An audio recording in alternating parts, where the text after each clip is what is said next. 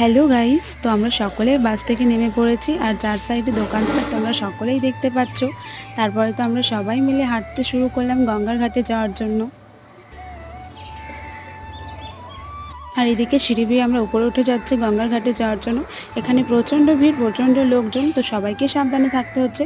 তারপরে তো আমি, কবিতা আর বনু মিলে গঙ্গা থেকে জল তুলে নিলাম। আর এদিকে সবাই জল নিয়ে হাঁটছে, আমরাও হাঁটছি। 28 কিলোমিটার হেঁটে যেতে হচ্ছে আমাদের। পা প্রচণ্ড ব্যথা হয়ে গিয়েছে আর ফুলেও গিয়েছে। অবশেষে আমরা মন্দির দর্শন করতে পারলাম। এখানেও প্রচণ্ড লোকজন, ভিড়। আর যেহেতু বৃষ্টি হয়েছে তো প্রচণ্ড কাদাও।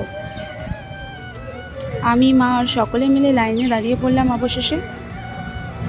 আর ভেতরে মোবাইল অ্যালাউ নেই, তো সে কারণে আমি ক্যামেরাও করতে পারবো না।